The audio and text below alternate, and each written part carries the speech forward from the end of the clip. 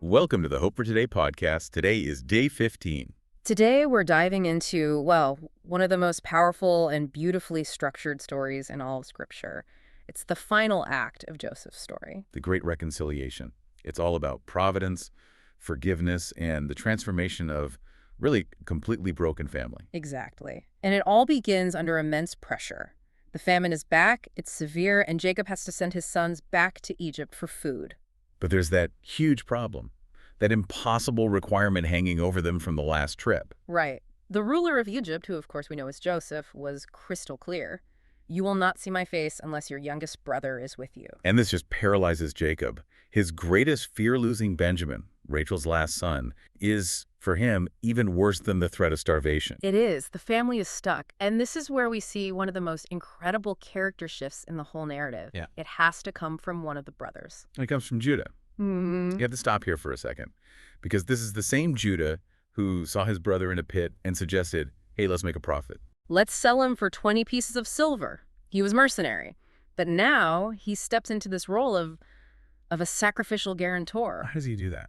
Well, he sees that just arguing about the famine won't work. Jacob's fear is too deep. So he offers himself. He makes a personal, life-defining guarantee. He says, send the boy along with me. I myself will guarantee his safety. And he goes even further. He says, you can hold me personally responsible for him. This isn't just about the trip. No, the next line is the one that changes everything. Yeah. If I do not bring him back, I will bear the blame before you all my life. It's a lifetime vow. It's the absolute opposite of his past actions. And it's the final piece of evidence, really, that his heart has been completely changed. And Jacob sees it. He sees this genuine shift, and he finally, agonizingly surrenders. But you can feel the pain in his words. He tells them to take gifts, the best products of the land, balm, honey, spices. And double the silver. He's trying every human strategy he can think of. He is. But his last words are just this mix of, faith and utter resignation.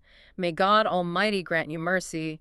As for me, if I am bereaved, I am bereaved. If I lose them, I lose them. It's that moment of giving up control, of placing the one thing you hold most dear into God's hands because you have no other choice. Exactly. So they get to Egypt, and Joseph immediately raises the stakes. He has them brought to his personal house for a meal. And their reaction tells you everything. Oh, they're terrified instantly. Their first thought isn't, oh, how kind. It's, this is a trap. They're convinced they're about to be enslaved over the silver that was put back in their sacks the first time. Their guilt is just, it's coloring their entire reality. It is, but then the steward, Joseph's servant, says something remarkable. They're trying to explain away the money, right? Yes, and he just calms them down. He says, don't be afraid. Your God, the God of your father, has given you treasure in your sacks. I received your silver. Wow. So an Egyptian servant is speaking truth about their God to them. It's this beautiful moment of unrecognized grace. They see the money as a curse, but Joseph intended it as a provision. It makes you wonder, doesn't it? How often do we see a problem where God is actually providing something? So they finally meet Joseph. They give him the gifts. They bow down, and, the dreams are being fulfilled right there. They are, but Joseph's composure, it just cracks when he sees Benjamin, his full brother. He's so deeply moved, it says, he has to leave the room to weep. He's the second most powerful man in the world, but he can't contain that family connection, that love. He can't. He pulls himself together, washes his face, and comes back. But then he begins this really meticulous test. He's not done yet. The seating arrangement. Yes. They're seated in perfect order from the oldest to the youngest, and they are just astonished. They're thinking, how could this Egyptian possibly know this? It's a power move. But then comes the real test. The main test. Benjamin's plate. He's given a portion of food 5 times larger than anyone else's. 5 times? Yeah. Why so specific? It's calculated. It's intentional favoritism. Joseph is poking at the old wound. Remember, it was Jacob's favoritism toward him that sparked the jealousy that almost got him killed. So he's recreating the scene. He's recreating the sin, in a way. He's putting Benjamin, the other son of Rachel, in the position of favor to see if that old bitterness, that same jealousy is still there. And it isn't. They eat, they drink, they're merry with him. The family has changed. That's the first sign. But Joseph needs one final, undeniable piece of proof. And this next test is, it's ruthless. He sets up this crisis. A completely manufactured crisis. He tells the steward, fill their sacks, return their silver again, but this time put my personal silver cup in the youngest one's sack. And it mentions the cup is used for divination.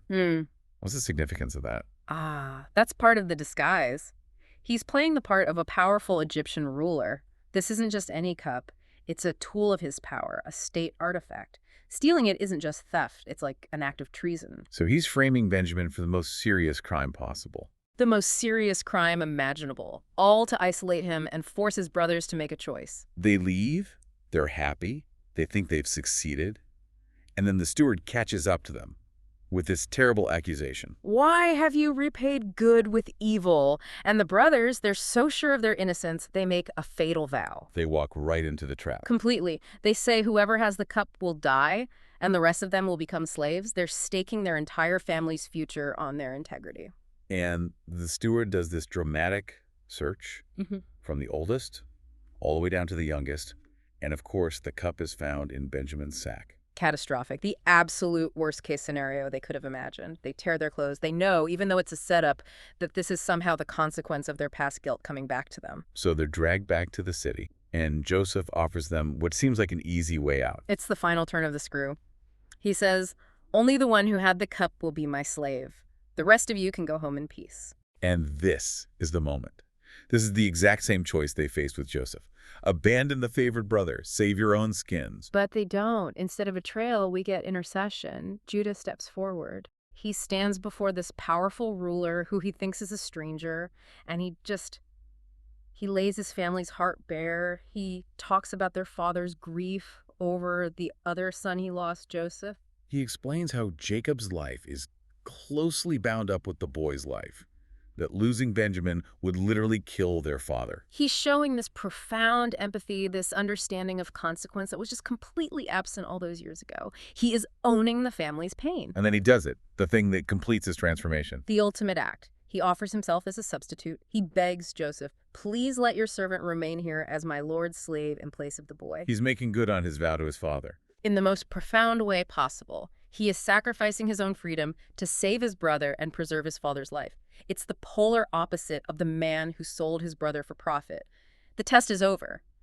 Joseph has his proof. And that self-sacrifice it breaks Joseph. Completely. He can't maintain the act for another second. He orders all of his Egyptian attendants out of the room. He needs this to be a family moment, and he just weeps so loudly, it says, that Pharaoh's whole household could hear it. And then the reveal.